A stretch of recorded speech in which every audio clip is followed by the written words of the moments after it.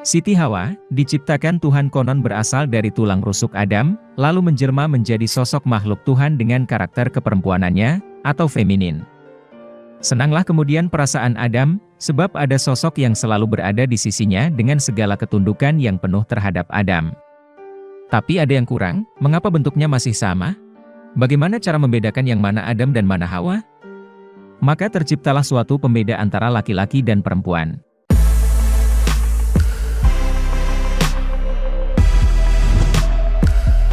Sebagai makhluk pilihan yang menempati surga, kehidupan sepasang manusia ini mendapatkan segala keinginannya. Kesejahteraan, kebahagiaan, dan kesenangan menjadi cerita sehari-hari mereka di surga. Namun Tuhan ternyata tidak memberikan kesenangan tersebut 100% kepada mereka, karena kedua manusia ini dilarang untuk menyentuh sebuah pohon yang bernama Huldi. Karena godaan iblis, di mana ada versi yang mengubah wujudnya menjadi seekor ular, menggoda Hawa untuk merayu Adam memakan huldi terlarang itu. Karena sifat kemaskulinan Adam, yaitu mudah tergoda oleh bujuk rayu, apalagi dari seorang perempuan yang dicinta, maka dengan berani Adam melanggar larangan Tuhan tadi. Adam pun berani mendekati, menyentuh, dan memakan buah terlarang. Dari sinilah, mitologi perempuan menjadi lebih kompleks dan renyah untuk disimak. Kita mulai dari mitologi yang paling terkenal.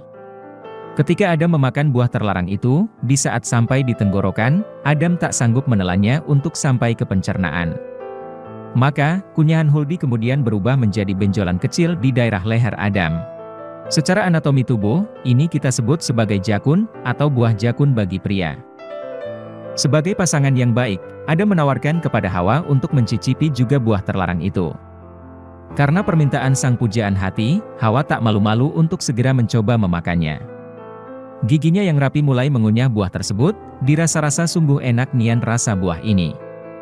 Teruslah gigi dan lidahnya berkecamuk, beradu untuk kemudian serentak menelan kunyahan buah yang gurih.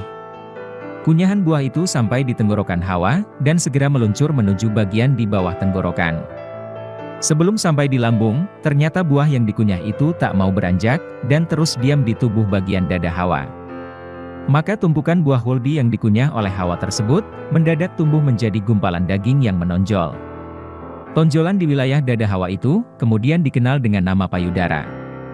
Perjalanan buah terlarang ini tak hanya sampai di wilayah dada Hawa yang tumbuh bernama payudara saja, tetapi terus masuk perlahan ke dalam lambungnya yang kecil untuk diremas-remas sesuai mekanisme biologis kimiawi. Di dalam lambung Hawa, buah terlarang tersebut telah mengecil, dan dirasakan efek kandungan dari buahnya. Namun ternyata, masih ada sisa-sisa ampas buah huldi yang mengendap di dalam pencernaannya. Kemudian ampas-ampas buah ini berhasil juga keluar melalui bagian tubuh vitalnya. Inilah yang dalam perspektif biologis, disebut sebagai menstruasi. Darah menstruasi dalam mitos perempuan, merupakan sisa-sisa buah terlarang yang dimakan oleh Hawa. Inilah setumpuk mitos tentang bagian tubuh pembeda laki-laki dan wanita, yang sukses dikonstruksi dalam peradaban manusia. Sekarang, kita simak kisah yang pasti belum pernah kalian dengar. Selain mitologi yang beredar luas itu, ternyata di Nusantara, terdapat pula naskah-naskah kronik yang juga menjelaskan tentang penciptaan Adam. Misalnya di dalam naskah Samud Ibnu Salam, dan naskah Ambia Pegon.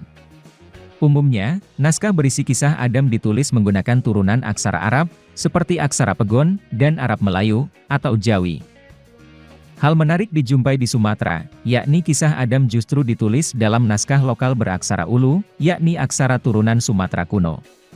Beberapa naskah lokal asal Sumatera yang membahas kisah Adam ditemukan di Bengkulu, seperti dalam naskah Ulu asal Mulo Jibarai Nempo Adam.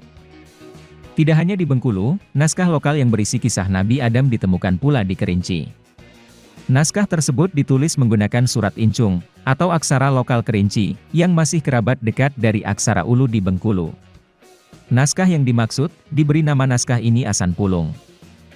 Di dalam naskah Asan Pulung, peran tokoh Rasulur Allah, atau Rasulullah dalam menciptakan bumi, langit, dan tokoh Nabi Adam sangat ditonjolkan. Hal ini hampir mirip dengan narasi dalam hikayat Nur Muhammad yang menceritakan bahwa Nur Muhammadlah yang mengawali segala penciptaan. Di sini tampak jelas, terdapat pengaruh sufistik pada kisah Adam di dalam naskah ini. Unsur budaya lokal Kerinci juga mewarnai kisah Adam di dalam naskah ini. Kata Allah ditulis Allah, kata Rasulullah ditulis Rasulullah Allah atau Rasulur Allah, ini yang bisa kita pahami sebagai Nur Muhammad. Lalu kata Jibrail ditulis Jibarail atau Jibarahin, kata Astagfirullah ditulis Satapirloh, dan kata Alhamdu ditulis Lahamdu. Dalam naskah asal mula Jibarail Nempo Adam, bercerita tentang proses penempaan ukuran tanah, yang akan dijadikan sebagai bakal Adam. Diceritakan bahwa, Jibrail memulai menempa tanah berukuran panjang 10, lebar 10. Akan tetapi usaha Jibrail tidak berhasil. Jibrail kemudian berangsur-angsur mengurangi ukuran tanah tersebut hingga menjadi panjang sedepa, lebar sedepa. Barulah ukuran tanah tersebut dijadikan sebagai bakal Adam. Cerita berlanjut mengenai Jibrail yang menghadap Tuhan untuk memohon agar Adam diberikan nyawa. Tuhan memberikan nyawa Adam berbentuk garam kepada Jibrail, dengan syarat tidak boleh dibuka di tengah jalan.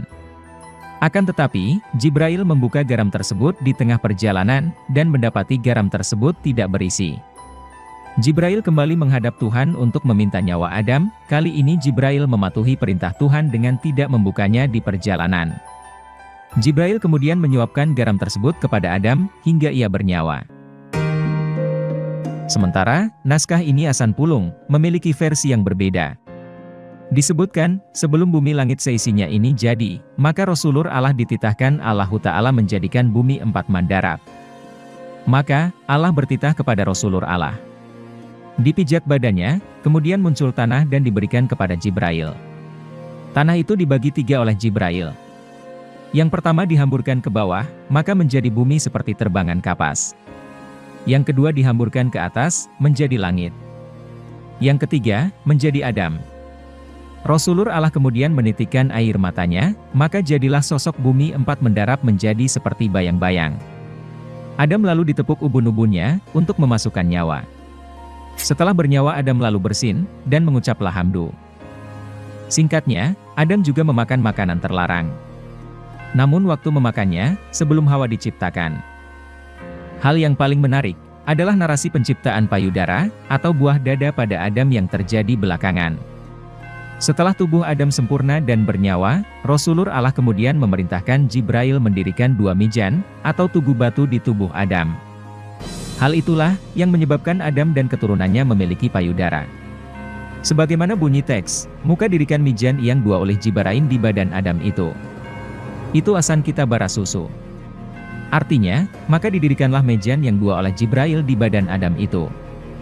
Itulah asal mula, manusia memiliki payudara.